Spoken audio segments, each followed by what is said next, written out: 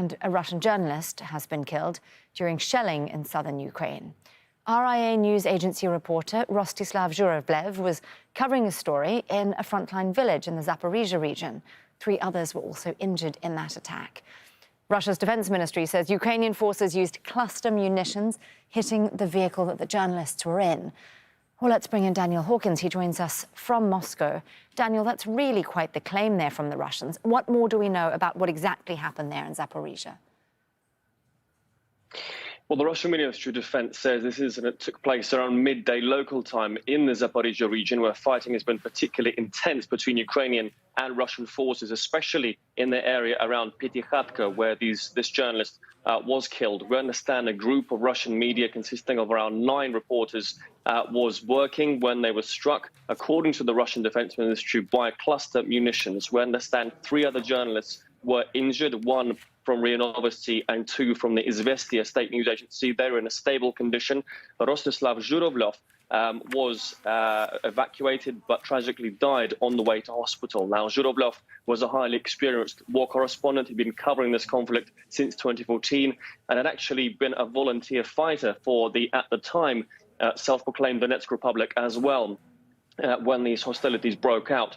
Now, there's been some furious reaction from Moscow, from the Kremlin, regarding this incident. Maria Zakharova, spokeswoman for the Russian Foreign Ministry, saying those responsible for this incident will be held responsible. Dmitry Polansky, who's Russia's deputy ambassador to the United Nations, saying that this attack has crossed all moral red lines. And Konstantin Kosachev, the vice deputy speaker of the Russian Federation Council, saying that Ukraine and Washington bear equal responsibility for this attack, allegedly, as we say, carried out by cluster munitions in this area. Daniel, you say he was covering fighting there. Can you give us an update on what's happening on the front lines? What are the Russians saying now?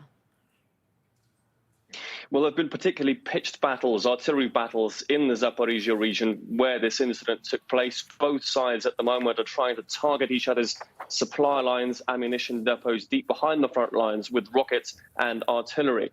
The Russian defenses, according to the Russian Ministry of Defense, have been particularly challenged by Ukrainian forces around the city of Bakhmut, around the areas of Klishchevka, where Ukrainian forces have been trying to encircle the Russian army in the city now over the last several days.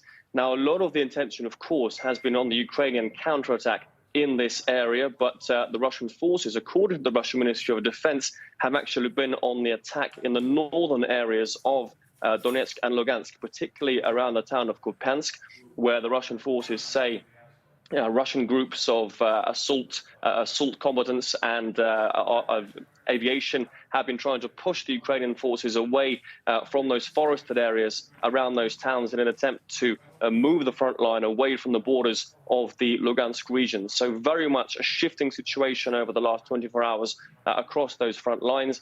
The latest news also coming in that Ukrainian armed forces have launched another offensive using Western weaponry, Western tanks and armored vehicles around the town of Orekhov, also on the Zaporizhzhia front, with anticipation from the Russian Ministry of Defense that there will be a further intensification of fighting in that area in the hours and days to come. Daniel Hawkins there with the latest for us from the Russian capital. Thank you, Daniel.